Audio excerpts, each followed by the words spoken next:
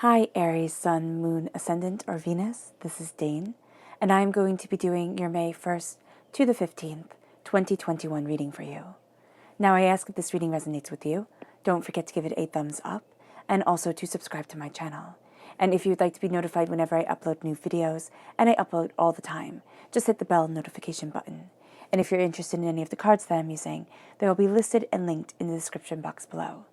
Now, before we begin this reading, let us clear the energy space, raising our own energy vibration and releasing any negativity. So take a nice deep breath in, exhaling whenever it feels comfortable for you.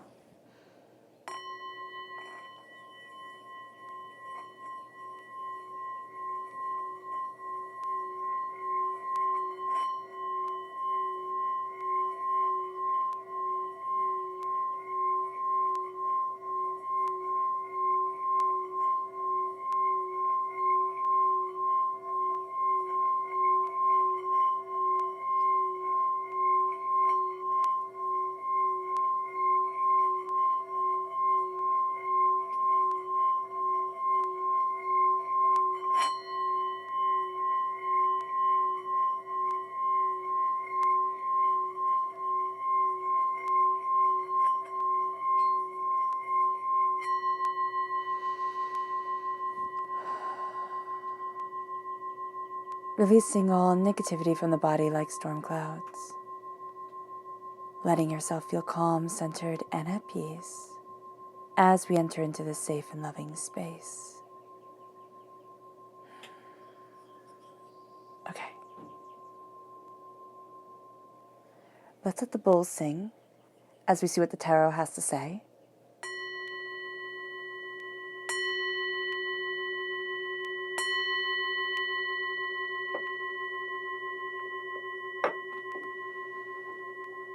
Fantastic.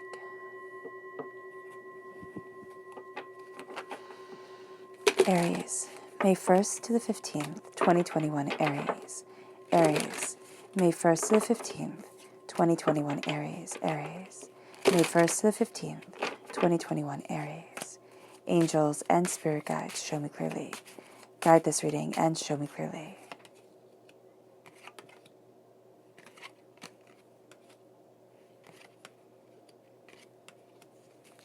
Angels and spirit guides. Angels and spirit guides, show me clearly. Guide this reading and show me clearly. Angels and spirit guides. Awesome. Okay. Now the left-hand side is the inner self, right here. The middle is the heart, the emotional self. The right-hand side, the public arena, the public self. So we're starting off with the Page of Wands. Aries, this is us shining through as learners. This can also be a young fire sign energy, Aries, Leo, Sagittarius, a child that's very dear to us right now, really crowning our mind in our inner selves. We have the moon, which is Pisces energy. February 19th to March 20th is the time frame. It's also fears and doubts and chaos. We have the King of Pentacles, Earth sign energy, Taurus, Virgo, Capricorn, and we have the Death card. This is Scorpio energy, time frame October 23rd to November 21st. We have the Seven of Swords, the Queen of Pentacles. Oh, wow. Okay, so prosperity-wise, there we go. There's intensity here. There can also be a soulmate connection around an earth sign energy. Again, Taurus, Virgo, Capricorn, because whenever I have the King and the Queen of the same suit from the same deck in a reading, it's soulmate connection, true love connection, power comes forward. We have the Three of Pentacles. All right, this is collaboration with others. This is also knowing our worth, knowing the work that we put into things. The Two of Cups, healing, connection, love. Okay, so the public arena is crowned with the Tower, meaning things have changed. Now, this can be a time where we're coming out of maybe a 16-year cycle of where things have been really intense, really harsh. We've had to face things that we didn't want to because divinity threw us out of our comfort zone. Or it can be that we've just been going through a lot of really heavy, really intense things over the last 16 months. It can be 16 years, most definitely. That's also a case. But here there's a sense of the ground that we stand on now is not the ground that we thought we would stand on. And the place that we are now is not the place that we thought we would be. And that's just a period, end of discussion.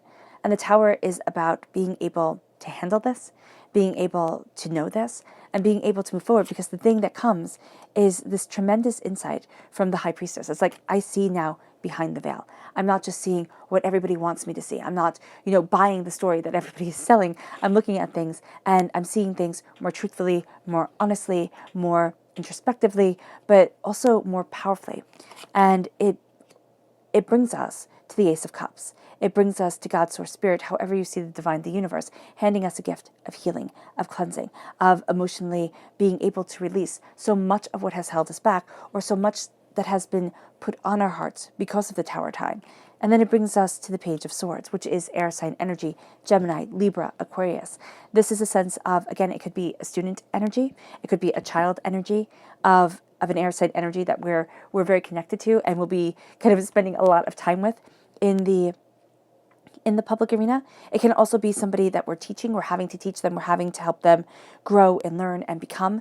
But this is also a sense of us really looking at what we needed to heal, how we needed to move forward, the unity that we need to have either within the masculine and feminine aspects of ourselves or within our desire, within what we want from life. So let's look at our chakra energy for this time.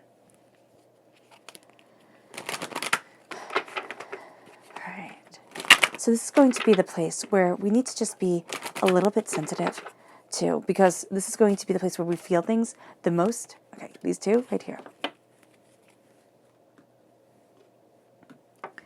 So we have the chakra energy of the sacral chakra relationships and the chakra energy of the heart chakra with the inner child.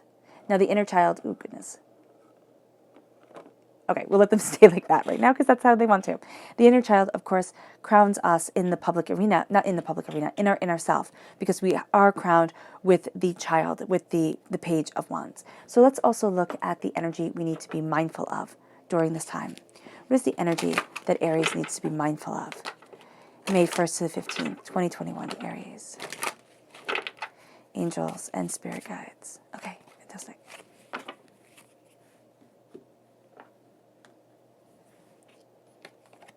So we have the Princess of Cups coming in. That's that water sign energy. It's also around where we get that gift from, because I was waiting for the Page of Cups, which in the Druidcraft deck is the Princess, to be coming up. So that's really quite interesting. So let's look at this. Let's look at our chakras for a moment. Our chakra energy of relationships, of the sacral chakra and the heart chakra coming forward. Our relationships are going to be important. Why?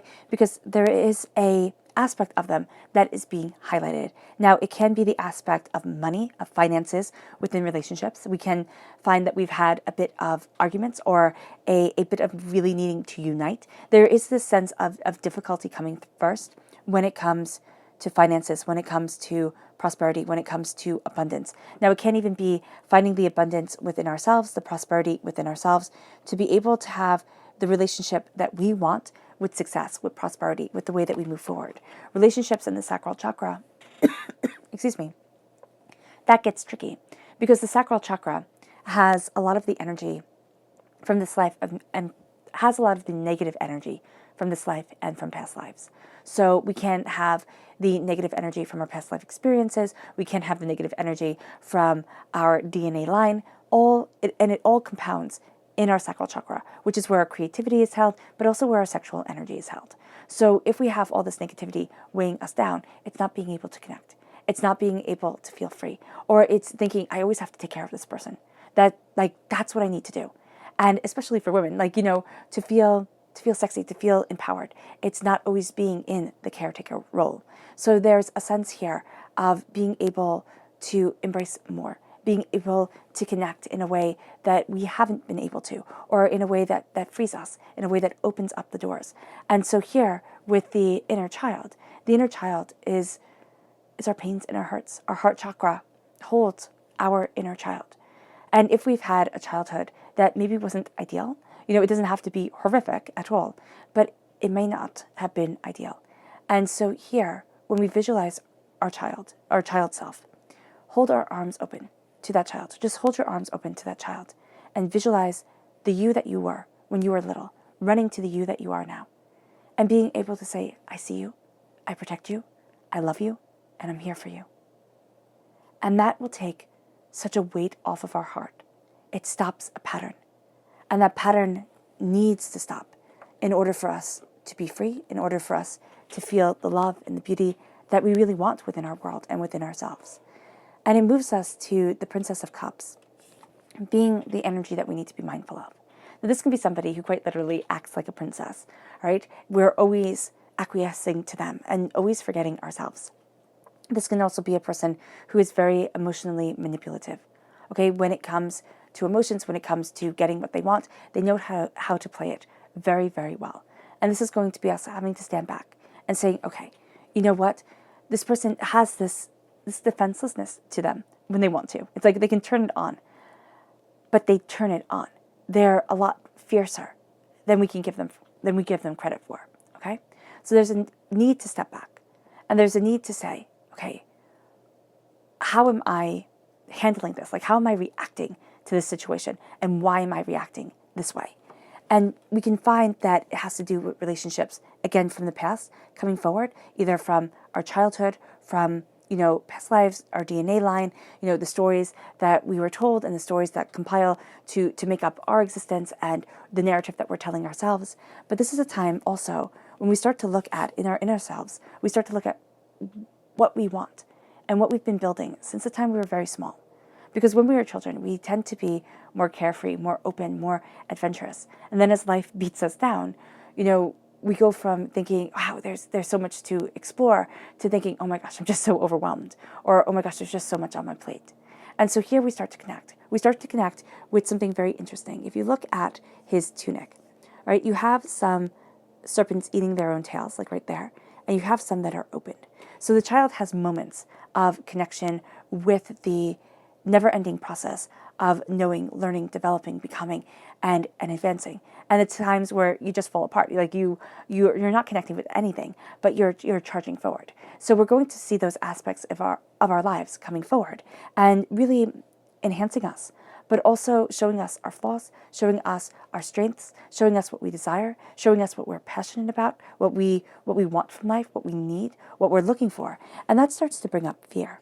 And it brings up fear in a very real way. Because if we're connecting with the past and the present, if we're juggling all of this, fear is going to come forward. But also fear of the uncertainty of life in the world. When we're looking at things, this is one of the things that we see. When we look at the world now, we think, wow, is this ever what I expected it to be? Have I lived through what I could ever have imagined? Or does this feel like a novel? Does this feel like a movie? And so here we have the subconscious and the conscious part of our minds, the wild and the tamed coming forward. We have the lobster. Now lobsters grow through increased serotonin levels. So you have a pretty big lobster right there. So we're growing through being able to hold our head up high, shoulders back, look at what we desire, look at what we want, look at what we need from life. There's fear, and there will always be fear. The fear here, and we can see it. We can see this scene right here played out in the death card. Because even the moon has the rays, because the moon, of course, reflects the light of the sun. So everything that we fear comes to pass in one way or another. Love always will equal loss. Now, whether it's the loss of the end of that romance, or it's the loss through that person, passing away, that is up to fate, up to life, up to the way things progress. So we can fear, and we can spend our whole lives being justifiably afraid of absolutely everything, from walking out the front door to getting into our cars to absolutely every single act in between. Or we can say to ourselves, there's more here. There's more here than I ever thought I could hope for, I could wish for, I could desire, I could need, I could want, I could be.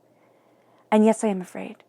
But by looking at that fear dead in the eye, I conquer so much. I move myself so profoundly forward. There is more than meets the eye. And it brings us then to fears becoming allies. It's that ability to conquer the fear. It's the ability to go back and say, you're not ruling over me. That changes the game. And we're changing the game here to a place of wealth. Now, does this mean that money troubles magically end? Does this mean that wealth all of a sudden falls into our laps? No. But it does mean that we start to take the bull by the horns. It does mean that we start to see our talents and not keep in the tradition of our world where I can see my talents, but I'm going to also beat myself down because it's never going to be enough.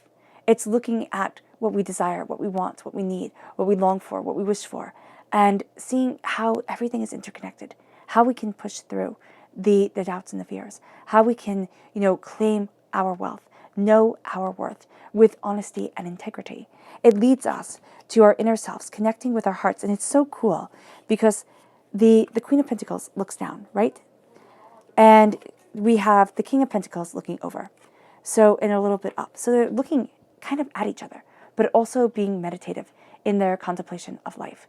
So especially the Queen of Pentacles, it's like our heart's connection with money is going to really lead us during this time. So is our heart's connection with money going through a lot of stuff? Are we figuring out, wow, I have a lot of issues here? Or, wow, my caregiver has really planted seeds that are hurting my heart and have me doubting my success. Or, through school, I was always told I wasn't going to be enough and I'd never be enough. And now I'm starting to play that out in the jobs that I have and the way that I look at money, and I'm always waiting for the next shoe to drop. What is the success that we need to nurture within our lives? What is it that we want? What is the door that we want to open? And how do we start to open it? It doesn't mean that all of a sudden, we see this and it's like, bam, I'm an instantaneous success. No, it takes a lot of hard work, dedication, and effort. It takes a lot of time of looking, again, how things are interconnected, how we can have a talent one way, and how that way can start to open up the doors, start to open up our ideas, start to, say there's more than one way. It's kind of like that old saying, there's more than one way to skin a cat, which I know is gross, but it's interesting because there's more than one way to do something. And no matter how distasteful it is, there's always more than one way to do it. And so here, there's a sense of there's more than one way to be able to move forward, to be able to go after what we want, to be able to have the prosperity. Is my heart and my inner self aligning with each other? Am I just completely bogged down right now, emotionally, spiritually, even intellectually, with everything that's put on my shoulders, with all the burdens that I have? What do I need to release in order to soar? What do I need to understand in order to embrace my voice, to embrace my passion, to find the erotic back in, and to bring the erotic back in life? And it doesn't mean just sexually. What it means is being able to see the beauty. Instead of life being just one giant stress ball and everything being on top of our shoulders all the time, it's like, okay, what do I need? What do I want? Where am I headed? And how can I start to untangle this? How can I start to set things up for me, not for everybody else? And this is also thinking outside of the box. Financially, we start to think outside of the box, and that becomes so freeing. It brings us to the death card. It brings us to the dying away of the old self, a rebirth of the new, which is very intense around this time because we did have the pink full moon, right, in Scorpio. So it leads that energy of rebirth, regeneration, understanding, guidance for this time until the next full moon, which is on the 26th of May. So here, we're looking at things more honestly, more openly with ourselves. And we might find that there are things in life that we thought, oh, I'd always want this. I'd always love it. It's kind of like thinking, oh, I can eat cake all day long, all the time. And it would just be fantastic.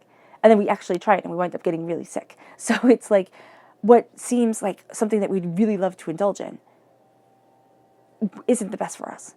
And so with the death card, we start to see ourselves making more realistic expectations, goals, desires. We start to see ourselves transforming. We also know and have come face to face with the sense of mortality, which I know is not something that is talked about. We keep our world, especially in the Western world, we keep it so separate. And I was watching this program. It was this woman who lived in the hottest part of the world, and she went there from Australia. And she said that was one of the reasons why she pitied people in the Western world, was because they didn't know the cycle of life the way that she did. And so here, we're starting to see the cycle of life, but also the cycle of self, and the cycle of love, and the cycle of wealth, and the cycle of success. And we're starting to see that everything has its highs and its lows and its in-betweens. And that during this time, we're looking at things differently than we ever had. Or we've ever had to, or at least for, maybe even 100 years. Because life got weird. We took the humanity out of it. We took the cycle of life, the circle of life out of it. And now we're starting to see things differently. And in our hearts, we're starting to hold things more to the chest. We're not going to want to go out and share it with everybody. It's like, let me see how this grows. Let me see how this develops. And this is going to be something that's very personal. It's going to be something that has been learned through the hardships and the pains and the disappointments. There is something here that is happening during this time period that rocks us, that shakes things. We could be well aware that it is coming. We could be well aware that, the ground isn't quite stable yet. But it doesn't make walking through that time any less, okay? So there is a sense here of looking at what is desired, looking at what is needed, looking at things more. So it can be... So it's interesting because 16, it's around the number 16. Now it can be something that actually started when we were 16. I know that sounds funny for some people, but it's going to make perfect sense for others. It's like things got put into motion and it's like, oh, that started then. And I'm still feeling the repercussions of it. But I know this old dance. It's like, I know this old friend. Even though it's not a friend, it's like a friend of me. And so here, what we do is we take what is needed and we start to leave the rest. It's like, I can't take this with me. I don't want to take this with me. I need to move forward for me, for my desires, for my wants, for my needs, for who I am.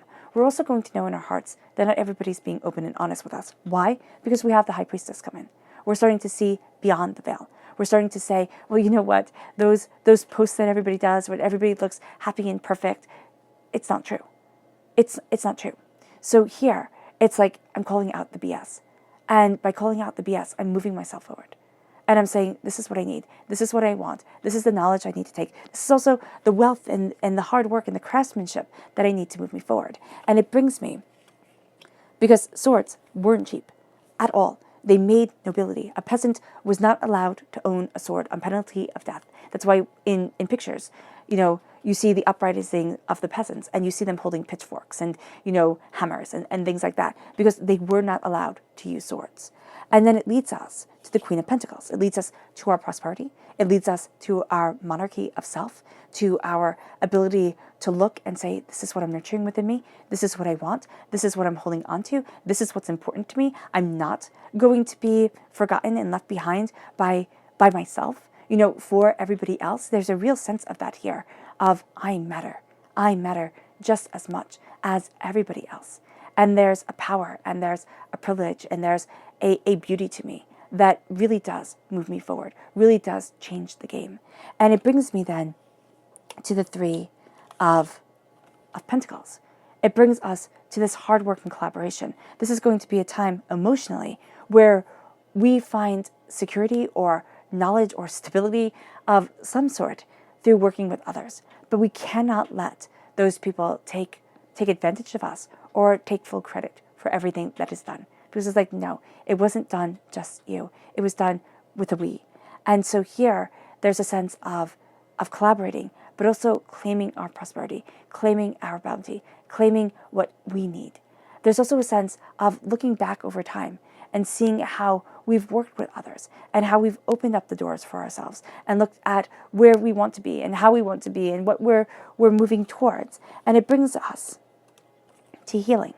It brings us to this sense of unity, of love, of the sense of working with our angels, working with our spirit guides, working with our hopes and our dreams and our souls, and opening up the door and saying, what do I love? What do I want? Where do I need to heal? What do I still hold anger and hurt and frustration over? What keeps me pulled back? And what propels me forward? Where do I know my strengths are? And where do I know my weaknesses are? If I meditate upon my strengths, what will I find? If I meditate upon my weaknesses, what will I find? How will divinity lead me forward? Where will divinity bring me? And it brings us to the Tower, which sounds like a really odd place to be, but it brings us to where things started to fall apart. And it can bring us to our mindset during this time, to the pain of what we were feeling, our emotions during this time. But it starts to show us that things couldn't have stayed the same, even if we really wanted them to. It's comfortably honest and real. So the Tower is thinking, I could have stayed in that job forever, or I could have stayed in that relationship, or, if that person would have just, lived, everything would have been better. But it's also knowing that we can't change it. We just can't. I just had an image of my grandma, and I would always think that, like, if only my grandma had lived, hadn't passed away when I was little, everything would be so much better. She was such a rock. She was everything. There were some people who were just everything. And that's a sense here. It's like, well, things just would have been so different, but they weren't meant to be. And it's a hard pill to swallow. And a lot of times you can still feel it, like it's like stuck in your throat. You can't accept it. But there's a sense of, okay, maybe not all the times can I accept it, but I have to understand it. I have to tear it apart and understand why. And look at the hurt and the pain that I've lived through. However it may have been. I know the strength that I have shown to stand where I am now. To know the truth that I speak because of the pain that I've lived through.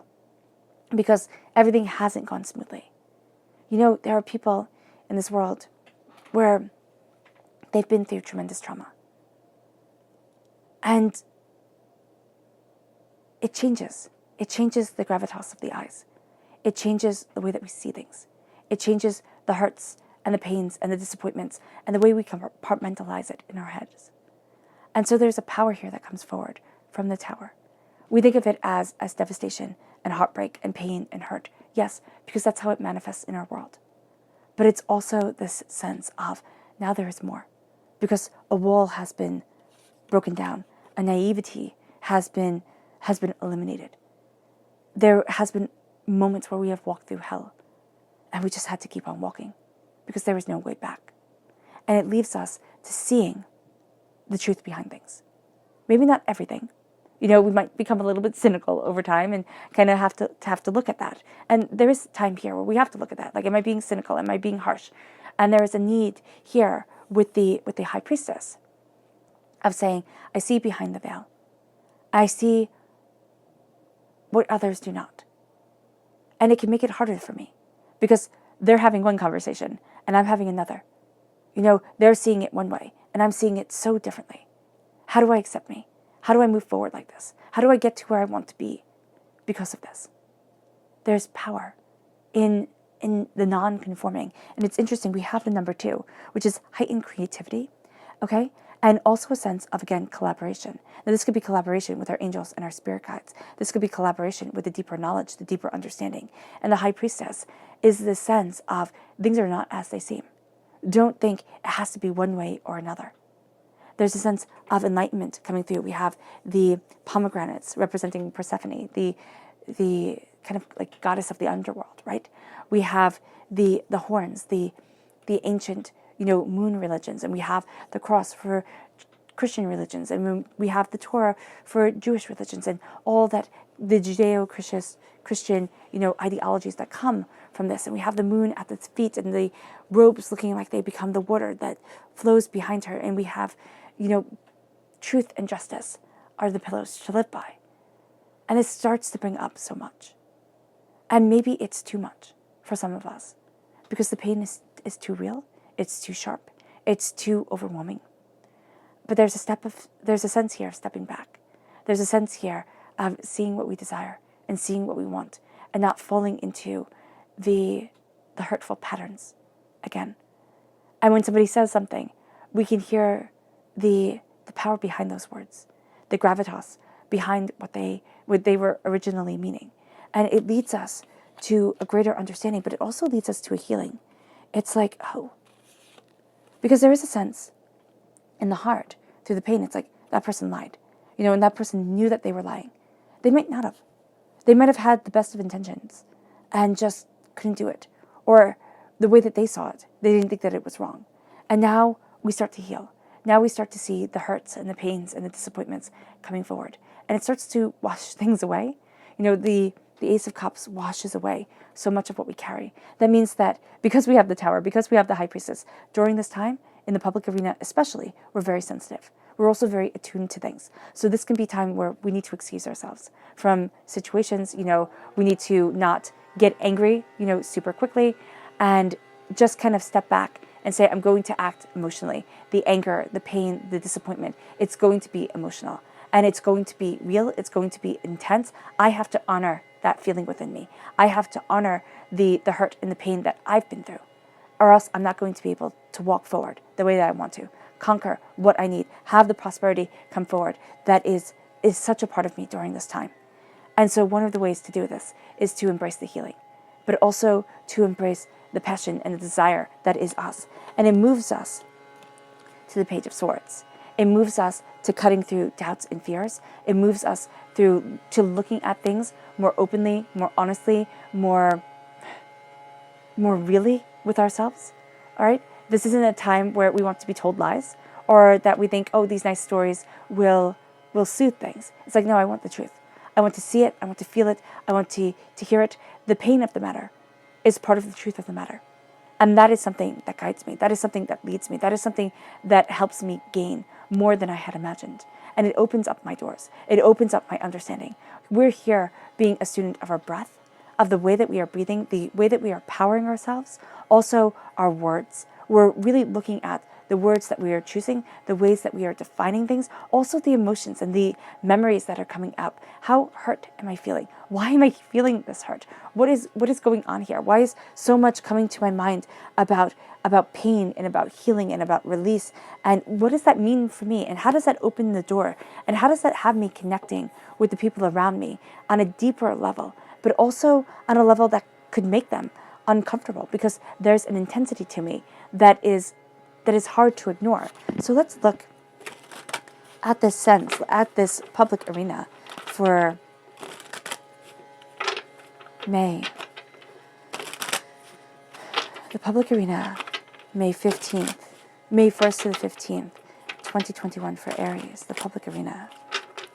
Angels and spirit guides, show me clearly. Guide this reading.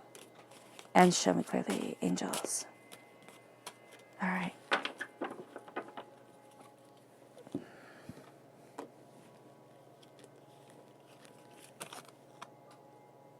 I'm just going to, in a circle. Temperance, the Knight of Cups, the Tower again, and the King of Pentacles. So we actually have the King of Pentacles over the King of Pentacles, which is really, really cool. So there is a sense of prosperity just being part of this time. And we're going to start here. And so we're starting not at the top of the circle, not at the bottom of the circle, but like at the side of the circle. And that's going to be important for us. We're starting with prosperity. And that's why things are different. Now, it can be that wealth has kind of like taken a turn. We could have had things really shaken up over, the last year, the last couple of months. Things are different now than they were before. And there's an intensity to it. There's an instability to it. There's a questioning to it. But there's also a sense of tremendous power to it. It's like I land on my feet. And this landing on our feet comes because, again, we're not looking at things in the conventional way. We're looking at things differently and powerfully and intensely and beautifully. And it brings us to this sense of prosperity and abundance and wealth and bounty. And it brings us to a sense of balance. We need to have things balanced. If we don't have things balanced during this time, because this is such an emotionally heightened period for us, it will bring us to the sense of, I just can't do anything. Like, I just need to give up. Temperance comes in. And temperance is, of course, Sagittarius energy also. But temperance comes in and says, there's knowledge here.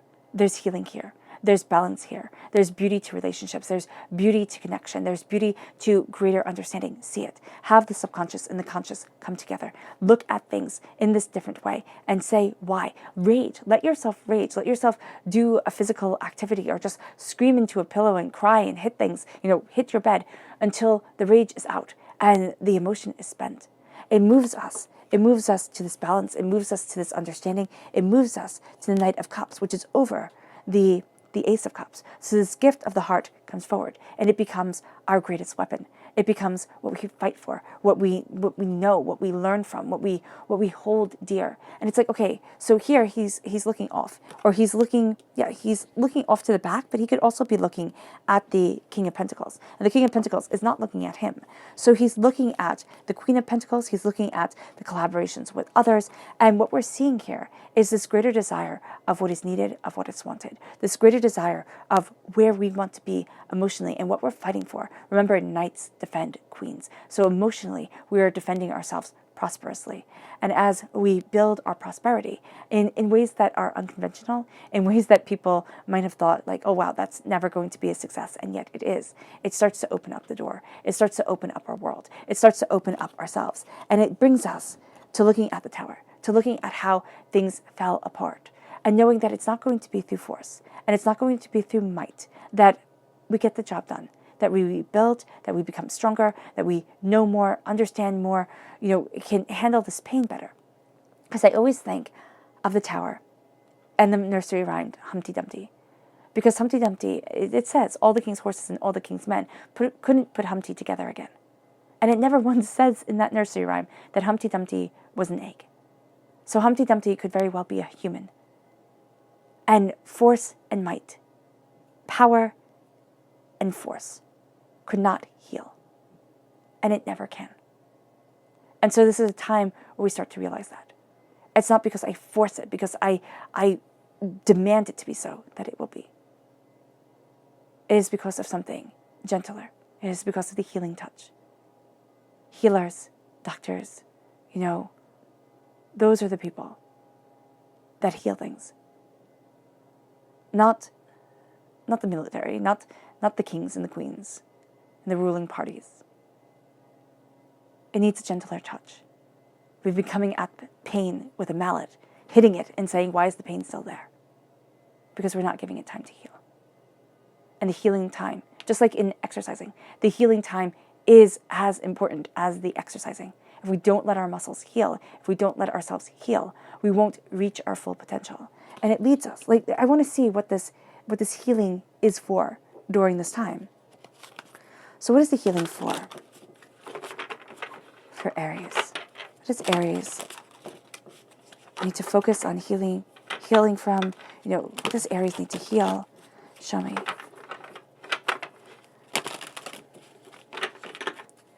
Angels and spirit guides, show me clearly. Page of Cups. It's emotional, okay? It's from a child's standpoint. Now, it can be from a child's standpoint, but it also, okay, so here's the thing. We always say children are so resilient, and yet we have all our messed up hurts and pains stemming from childhood. Like, all our coping mechanisms are pretty much developed in childhood. All the ways that we deal with the stress of life as we get older, it comes from our childhood. And so here, part of this tower is like, we might never have known stable ground as children. One caregiver might have tried the best, and the other caregiver could have tried to rip it up. There could have just been always this sense of nothing is permanent. There could be trauma that we have lived through. There could be things that we had to cope with, deal with, that just weren't fair, weren't right. It could be disabilities, it could be sicknesses, it could be, losses, it could be a myriad of things. What we have here is we had a foundation built on sand, but it was built and it fell apart, as foundations built on sand do. So here, what we are looking at is we're looking at that pain. We're looking at that hurt. We're looking at that inner child, that connection. It's like we're taking the pain. And it could have happened in our 50s. It could have happened, in our 90s. It could have happened whenever. That sense of things really being shaken up. And we're tracing it back. And we could say, oh, well, an incident that was pretty similar happened, when I was 70, when I was 60, and then like every 10 years or, whenever, however it was. Every year, I got reminded of this pain. And it's been 20 years of this. What the heck is going on here? Where the heck am I? This could have started when we were 16. And then it kept on going. It could have been from our first really big relationship, our first connection with somebody else. And we find out that we're repeating the patterns of our caregivers. We're repeating the relationships that we never wanted. All of a sudden, they're the model that we keep on going back to. We find wound mates instead of soul mates. And so here, we're starting to look at it. And we can see that we repeat this. So when we have wound mates, when we have areas in our lives that we're wounded from, it could be that we were told we were never smart or pretty or, talented or whatever. But when we have those wounds, we also tend to not just relegate them to this wound is going to stay in the realm of my relationships. It bleeds out. work doesn't promote me because they don't see me, because, they don't recognize my talent, or because I always think if I keep my head down and if I keep quiet, they'll see that I'm a hard worker and I'll be pushed forward. And it doesn't work that way. I kind of have to toot my own horn, right? But we're going against what we were taught, or the coping mechanisms that we had. And now we're starting to find that we need new ones, and also that we need to leave the past in the past, which is easier said than done because the past follows us around like our shadows. So that's part of it. And let's see here. Show me again. Show me how to heal this Tower energy. So we're going to go, because half the deck just fell on the floor. We're going to go with the Sun, because that is what was left. How to heal it is to find the light. How to heal it is to start praising ourselves for the joys and the prosperities and the bounties that are a part of our lives, and not for the mistakes, not for the anger. And it's when the anger comes, we bring it back to the light. Which means if we can get as mad as we want, yells, scream, pulling of the hair, gnashing of the teeth, very much, a Greek tragedy, going on here. But then we release it. And we let ourselves look at the light, look at the joy, see the beauty that is there. See that we have somebody to get angry at because we're so frustrated that this one thing is going on. And then pull it back to the beauty. Pull it back to the happiness. Let the light shine through. Even though people are going to try to do their best to snuff out that light. Because the Sun, it brings jealousy. It just does. And it's like, well, why do you get to be successful and I don't? Why don't you get to be happy and I'm not? Why do you get to have talents and I don't? So that jealousy comes up with the Sun. Still shine through. Still let yourself shine. Let yourself be you. Okay, so let's look at our spirit animal for this time. Just our little bit of guidance here. So let's see this, Aries. Angels and spirit guides, show me clearly. It's a dragonfly spirit. Truth transcends illusions. And that's what's going to be during this time. The truth of who you are, the truth of what you want, the truth of what you're aspiring for and towards transcends the illusions of this world. Transcends the lies, hurts, disappointments, angers, fears, despairs.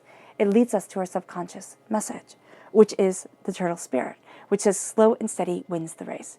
This isn't about how quickly we can get there. This isn't about how fast you can finish. It's about how well it can be done. How engaged you are. It's like sex. Nobody says, oh my gosh, that was so fast, that was so good.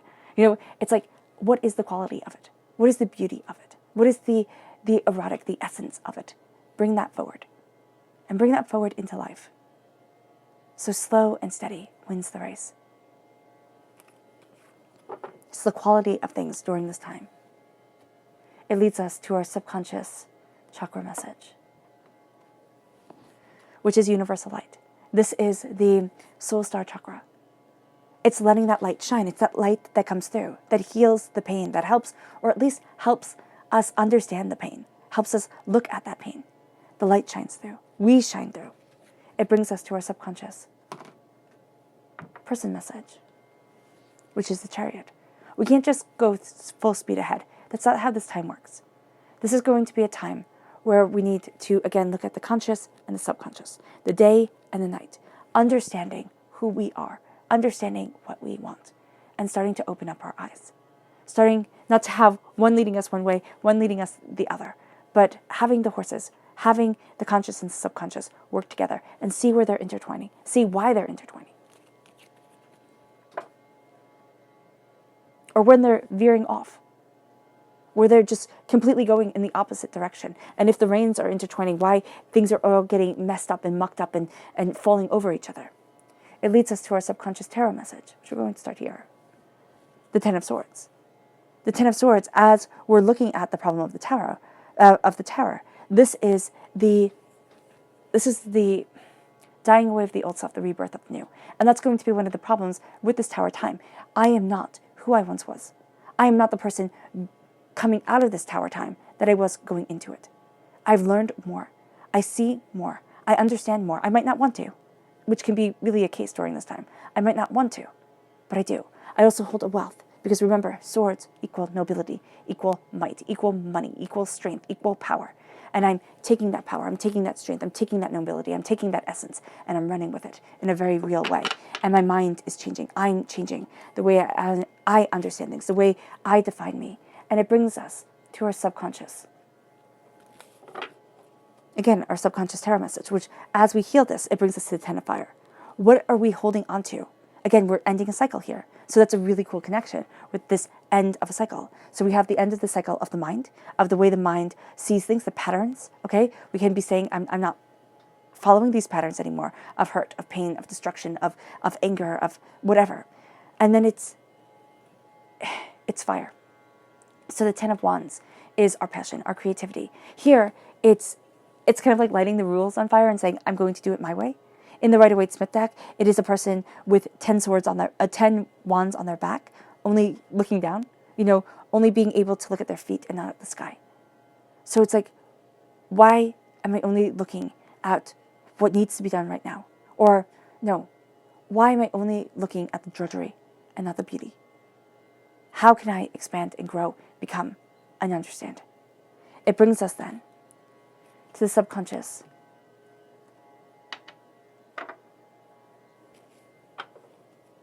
Here, greater understanding of the tower. Again, we're going back to the tower until we get to this deck right here, the Rider-Waite-Smith deck. Here, we have magic.